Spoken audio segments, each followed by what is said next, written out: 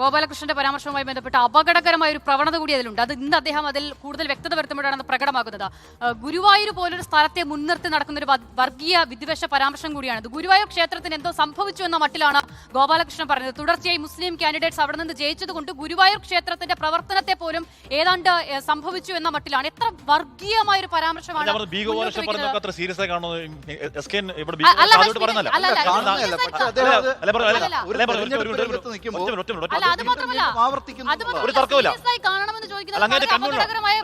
മറ്റൊരു രാഷ്ട്രീയമുണ്ട്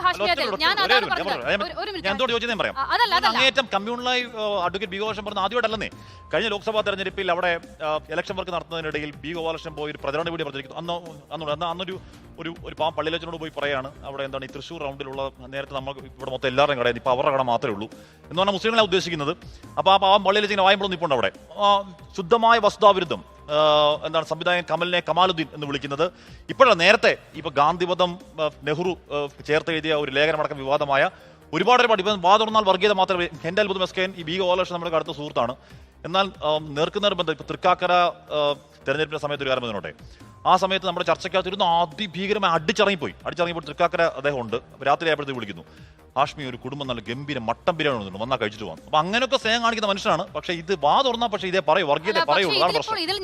ഹാഷ്മി ഇതിന് മുൻപും ഗോപാലകൃഷ്ണനെ സംബന്ധിച്ചിടത്തോളം ഗുരുതരമായ ഒരുപാട് വർഗീയ പരാമർശങ്ങൾ നടത്തിയിട്ടുണ്ട്. ഇപ്പോഴും ആദ്യം നടത്തുന്ന പരാമർശം അങ്ങനെ തന്നെയാണ്, ഗുരുവായൂർ ആ പരിസരത്തെ സ്ഥാനാർത്ഥിത്വവുമായി ബന്ധപ്പെട്ട്. പക്ഷെ ഇന്ന് പറയുന്നത് ഗുരുവായൂർ ക്ഷേത്രത്തിന് എന്തോ സംഭവിക്കുന്നു എന്ന മട്ടിലാണ്. ഇതുവരെ കേരളത്തിന്റെ മുന്നിൽ ഇല്ലാത്ത ഒരു പുതിയ അജണ്ട സെറ്റ് ചെയ്ത് കൊടുക്കുകയാണ്.